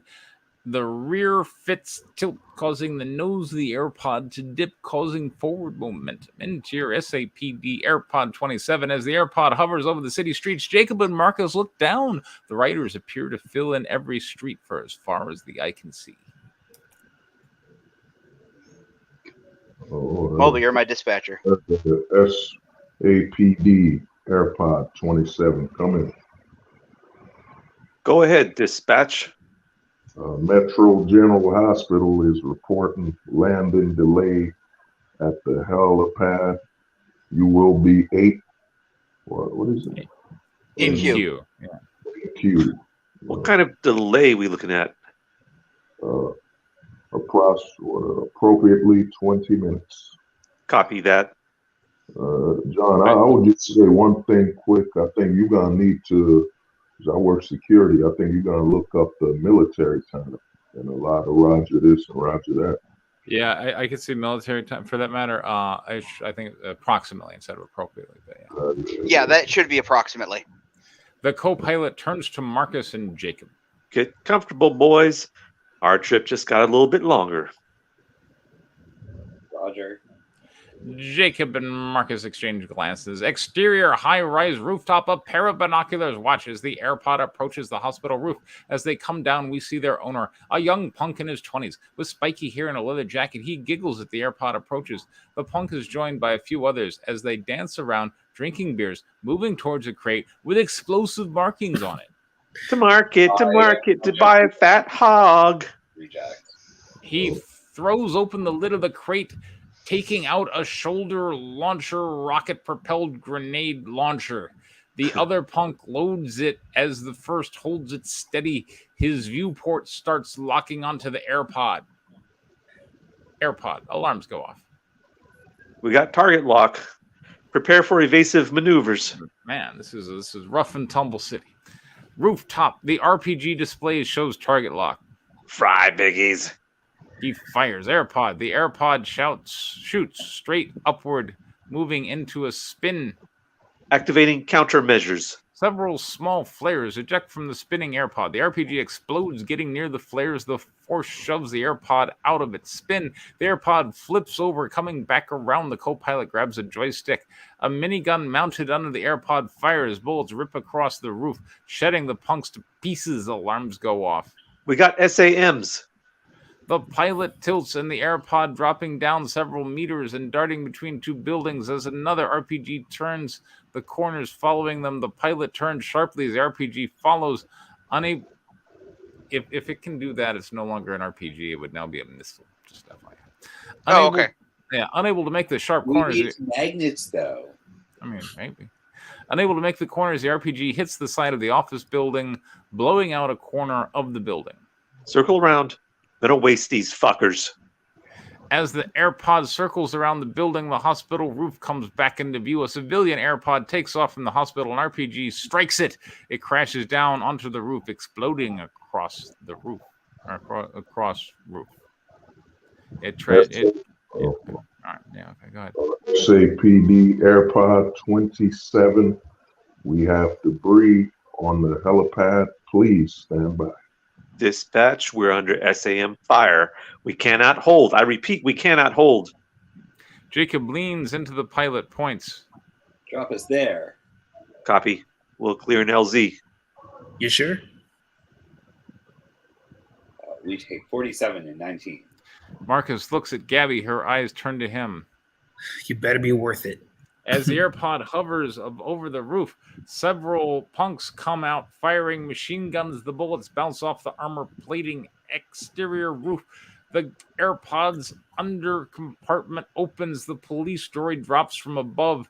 They land on the roof. Machine guns extend from left arm compartments. The punks fire on them. Bullets barely scratch their paint. The droids open fire, shooting, taking them all down in quick and bloody fashion. Landing zone clear. The AirPod lowers, the doors slide open. Jacob jumps out, draws his machine gun. Jump, Missy, or I'm pushing you. Gabby leaps from the AirPod, collapsing onto the gravel roof. Marcus leaps from the AirPod. He turns back, watching as it flies away. The AirPod returns fire on some rooftop rioters as it exits the area. Jacob walks to the edge of the roof. The hospital is 2 blocks away on the other side of the main street, littered with rioters and protesters. Shit, Jake. Jacob returns to Marcus, Gabby, and the droids. 3 city blocks. Piece of cake. Right. Throw a mob of people pissed off at cops. I can't wait. They open the roof stair across. Jacob fires a single shot on the lock, pulls the door stairwell. Jacob enters. 47. Take point. We do not fire unless life or death. If we're lucky, nobody will even know we're here. Affirmative. The droid starts down the steps. 19. Stay on the VIP. Her safety is your only priority. Mission parameters set. Jacob taps Marcus on the shoulder. Marcus takes point behind 47. All right. I think, I got to say, John, I think your writing is getting better. I think this process helps everybody that participates. So your lines were clear. Your action was good. I think your pacing was good. I thought the story was entertaining.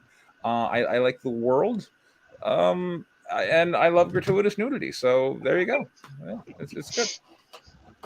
Danny, well, I thought this was kind of fun to read. It's incredibly well paced and is probably the best intro to Escape from New York I've ever read. Danny's just dealing out backhanded compliments to everyone. I want to read a 90-page screenplay about these 2 cops trying to go 3 city blocks in the middle of a riot. Oh, same thought. Remember that movie? It's called 48 Blocks. I didn't see that one. There was 16 blocks with Bruce Willis. There it is. Yeah, 16 blocks. Well, I'll wait for my talk. My bad. All right, Erwin, go ahead. Oh yeah, no, it was fun. Looking forward to seeing more of the civil strife and what that's all about. You got 2 cops. You have this victim. I like the victim or this woman. I'm really curious as to what what's going to happen to her? Molby, go ahead. Oh man, I gotta say, man, this right here, I would say this, John. My recommendation, you gotta make sure you write this with a 100 to 20 page. This is a movie right here, man. It's got the vibe of like 16 blocks, like Danny said, Escape from New York. And to me, I get an odd feeling of what was that movie with another movie with Bruce Willis, The Fifth Element. You know how they just found the girl just naked, and Bruce Willis found her in The Fifth Element. She can't talk. She didn't get to talk or nothing. So to me, this has a combination of a good 1980s, 1990s action film. I'd say like Escape from New York meets Fifth Element meets 16 blocks. So 2 movies with Bruce Willis and 1 movie with, I forget my other man who acted in Escape from New York. What was his name? He was in Little Chinatown also. Kurt Russell. Yeah, Kurt Russell, man. This, to me, you got to write this. I would say you got to write this one with a reason I say 120, so that's an hour, 20 minutes. I'd say this is a film, man. Film or a graphic novel, and you could chop it up. If worst case scenario, there's no money to turn it to a graphic novel, this should be like a short run type of book, man, with 3 issues or something. This one could be a hit, man. It's fresh 90s action, man. Especially I wait for I would say to me, story wise, if you're doing I think Danny said if you do something where that helicopter crashes, like one of y'all said, I think it was Mario, and they're in the middle of a riot. They got to get her safely somewhere. Turns out maybe she's somebody important, and they got to survive like 16 blocks. This to me is a movie script where it's nonstop action, and since they're in the middle of a riot, nobody respects the cops. And I saw what you did there, John. You added a little Antifa and a little BLM. I would say a word of advice. I would say use all lives count, instead of mine. This is a hit, man. This is a hit. Mario. Honestly, bouncing off what Molby said, I do see this as a script. But the thing I liked about this one the most is that within 6 pages, you established who the important players are, what the conflict is with the case with her amnesia, the cops that we were supposed to root for, their motivation, including their family, at least the shot of the daughter in that one scene, because they asked if she could sleep fine through it. And then the last 2 pages was them just trying to land it, showed, okay, we already have the stakes here, and we show how hard it's going to be, and the mission is just starting. And it was so well paced that, I mean this in a good way, it reminds me back when movies used to be able to come to theaters when they were only 90 minutes. So you have everything set in 10 minutes. You have the other 80 minutes for just nonstop action, compared to movies that are 2 to 2.5 hours that kind of drag nowadays to start. Take 45 minutes to actually start. Oh, yeah, bro. Yeah. Like, so 45 minutes and then the director's cut, the extended cut. But yeah, 90s, it's like this straight 80s pure action. We already know, and based off the banter between either Dispatch or each other and the droids, we already know what their personalities are in 10 pages. That's amazing, man. All right. Constructive. Anyone got any? I noticed a couple of spelling mistakes. There you go. That's it? Yeah. All right. There you go. Look at that. I really wanted to say no notes. If it helps any, but I felt like I had to say something, and there were 2 spelling mistakes. So there were a couple I noticed too. There you go. If I can go next, I don't mean to interrupt the order. I would just say, man, with this, you just gotta fix the lingo between the cops. Like, a lot of cops would use Roger. They wouldn't use minutes. They'd be 0800 hours or whatever, those military time things. And yeah, I'll look into that. It's supposed to be a very highly militarized police force. I mean, it's like every one of them goes through military SWAT training. It's like so. Well, the only other thing I'll say with the reporter, because you kind of, I don't know if you did it consciously or subconsciously, since you kind of referenced the whole, you know, the riots that were happening in New York, Antifa, and, you know, All Lives Matter, all that crap. I would say you need the reporter to say, you know, the rioters. I would say add in just to add a hint of today's stuff that's going on, since you already have it. I would say, you know, the riot, you know, the people of all lives count for rioting, and you know, and there's another group. You know what I'm saying? That way you can add the little hint. And I would say with this book, what I really like that you did, and I would think that would be very crucial for this script, is that I think a lot of what you got to do for this script is flashbacks. You know, like you showed the officer's family. So the question becomes, you know, was this the officer's, you know, was his day off? You know what I'm saying? So now you can set up a scenario where, man, he should have stayed home. Then you can show little flashbacks, or the day before him spending time with his daughter, or, you know, I don't know who you were going to have survive or die, but I would say this script, you got to keep it on the ground. You know, this is a John Lamont script. It's like 5 pages to porno. So the idea for the daughter is that it's not safe for them to be at home, and that's why she's at the police station. That was the writings have been going on for like a week and a half already. Yeah. I want to say, like, the writers, and really this is my one note I want to go. Make sure that if a brain is 16 degrees above normal, that doesn't mean the person's like dead. Because I did check that. Okay, all right. And my other one would be, those writers seem to have absolutely no sense of self-preservation at all, which is unusual. I mean, what do you mean, what writers?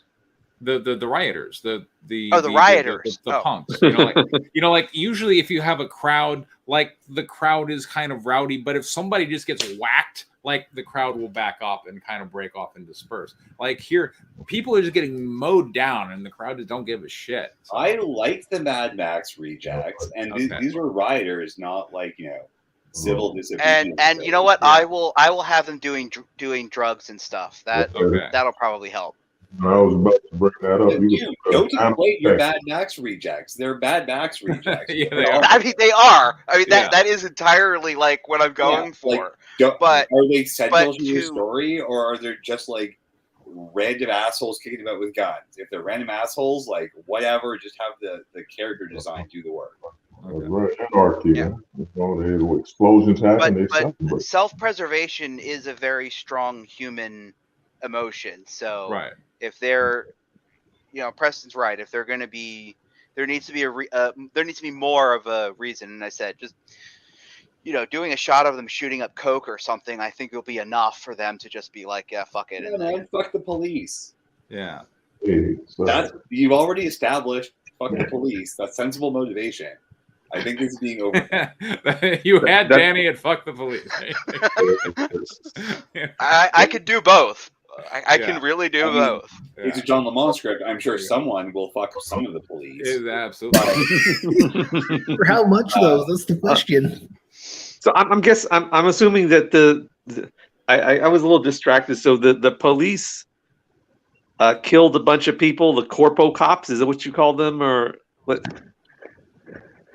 That's what the rioters are referring to them as. Right. Okay. So the police like killed some people. Is like a Jennifer Government prequel. Yeah. John? I'm sorry, what was the question? The police killed a group of people or something like that for some... A police droid malfunctioned and opened fire on a crowd of civilians.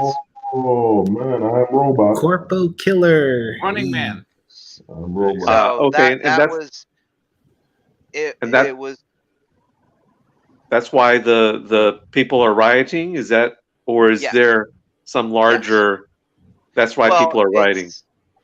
Well, this is only the first 10 pages, so I wasn't going to go into the whole...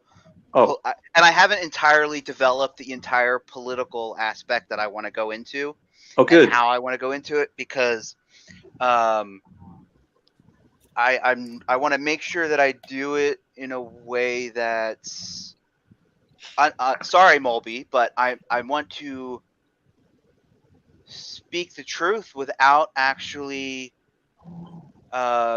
being too explicit in what I'm saying, because I feel like the story will have a longer life if I don't make it too topical. Yeah. So again, that's why it's a droid malfunctioning. It's malfunctioning droid opening fire is a stand-in for thing, and that way I can kind of build on it that way. Oh, but John, another thing you do with that is, man, a lot of times we do a lot of subconscious layering in the story. The question now becomes, okay, if no one listened to that droid, was that droid made by a private company? So it's private. Maybe that's again. I have lots of different ideas on how I'm going to develop this. There's only 24 pages that are written right now. Dude, you make some money. I'm telling you, take this line, all lives count. You can make that shirt. ALC, man. All lives count shirt for the Kickstarter. I think that's too on the nose, though. I really do. Yeah, it is. It is too on the nose. It's a little too on the nose. I don't mind. I'm looking forward to seeing the political, social, or just whatever guerrilla group forces, being more explicit about their motivations and them clashing, the various groups clashing. I think the what were they called? The anarchists. Anarchists? Yeah, the anarchists. What are they called? The anarcho-socialists. All lives count. No, the other the group in real life. What is it called? Antifa. Antifa. That's right. Anti-fascists. Anti-fascists. When I first heard it, they can't be brown shirts if they call themselves anti-fascist, right? Right. Yeah. I think they need to be brought in for for some serious examination, as well as all the everyone, the police and their various motivations and emotional issues, and Black Lives Matter and their distorted views and corrupt leadership and so on and so forth, and just Antifa and their idiotic fantasies about an anarchy sort of utopia. So they should all be brought in for extreme examination, satirization, and watching the ideologies clash within the limited abilities of human beings who are in themselves looking at things in highly distorted fashion. Oh, Irvin, I think you'll bring it. I think Irvin's asking you, John. We need a Judge Dredd type character that capitalizes on this and starts spreading justice. You know what I'm saying? Judge, jury, and execution.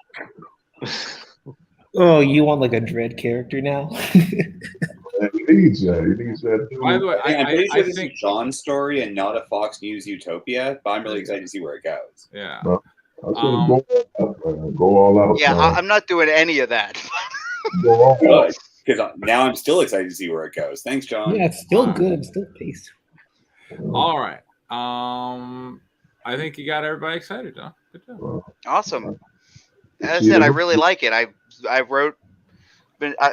gone through several different rewrites and different versions, and I just keep coming back to this one. And does that mean the next version is going to have a magic dragon? There you go. That was a lot of fun when we did that last time. That'd be the name of the game, the Magic Dragon. So when we get through the 24 pages that is this version of basically it's Act 1, or if it becomes a comic, it'll end up being Issue 1. I may bring in the other version that I wrote, and Danny, that might be way more. I will say, if you're producing this as a comic, these 10 pages are the first issue. Right. Like if you stuff it any more than that, you want something like this to breathe. Yeah, you do have a lot of action going on in like just a couple of lines. So. Well, I haven't even thought. Okay, I mean that would actually save me a lot. Yeah, I don't know. I haven't tried converting it yet because I'm not 100% on the story and where I'm going to go from the 24 pages that are written. So once I figure out what I'm going to do, then I'll start breaking it out. Besides this, I'm like 2 years from starting my next comic series anyway, so it's not like I don't have time. Hey, since we're on like YouTube or something like that, I just want to make clear that I do believe there are racist and homicidal cops out there who need to be put in prison. So yeah. Right. I just want to make that clear. Now you're welcome. John Lamont gets arrested. Don't worry, Erwin. Nobody watches this stream to report us. Yeah, exactly. I think aren't there like 25 views or something like that? Yeah, I was watching it over and over and over again. There's only like 2 or 3 real viewers, and then about 20 people that hate Preston's guts that just hate. I get a lot of that. Yeah. Oh, they just watch him to like spit on the screen or something. Yeah, I got a nice comment on like the last stream, the one we introduced Irvin on. It was, I want to apologize for all the bad things I said about you. I see you're doing that. Like it's okay, whatever. Notoriety. Anyway, all right. Next week, I should have the intro to Palace number 3. We'll go through that. Yay! Wait, when is Palace number 2 coming out? That's the next one to launch. I was working on the Kickstarter today. Oh, awesome! Yeah, it's been lettered for a bit. Yeah, with that comic was finished in January. Number 2? Yeah, the comic's been done for a while. Dude, like I'm gonna go on Kickstarter this fall for like the first 4 issues of my graphic novel. I'm currently producing issue 6. Yeah. And I haven't really tried to sell this thing at all yet. Like these things happen. Hey, next week, can we ask questions about your marketing and production process? Both of y'all or any of y'all? What do you want to know? Well, like how are you finding artists? What's the production process like? And are you, Yeah, I can walk you through all that. Okay. Yeah. For that matter, I mean, like, all got very different processes. Yeah, and once upon a time, I feel like, I was the main guy doing it, but now there are more of us doing it, and we have kind of different approaches to the thing. So John's made some comics, and Danny's made some comics, and I'm looking forward to leveling up and having a production process a bit closer to Preston's for an experiment. Yeah. Which I'm actually quite excited about. And actually, I was talking to John the other day about giving him notes on like dealing with thumbnails and stuff. So we talk about this stuff like a lot actually. So bring some questions. Mm-hmm. Okay. Yeah. Cool. It sounds like y'all are kind of loosely associated and sort of, but still sort of. We are. I mean, yeah. Well, I mean, I'd say we're a little bit more than loosely associated. We stream every week. But Danny's my stuff. Yeah. No, I mean in your publishing, your publishing and marketing process. Yeah. Printing. A lot of people come to me for promotion because I have a database of 6,500 emails, which other people don't have. So. I have like 200. Yeah. That's like the crowdfunded Godfather. He makes you an offer. Gotta kiss the ring. There are certainly other people who have way more clout, but I'm here and accessible. What can I say? This is why Preston doesn't. And reasonably priced. And reasonably priced. Yeah. I mean, this is why Preston doesn't show that white cat he's petting when it's just his avatar. Exactly. Wine in the background. Yeah. But I just want to say, John, man, just remember that. I gave you the warning. John Lamont is surrounded by writers for mocking, all lives matter with all lives count. There you go. All right. And with that, I think we can sign off and see everybody next week. So, all right, everybody. Y'all later. Bye. Bye. Ciao.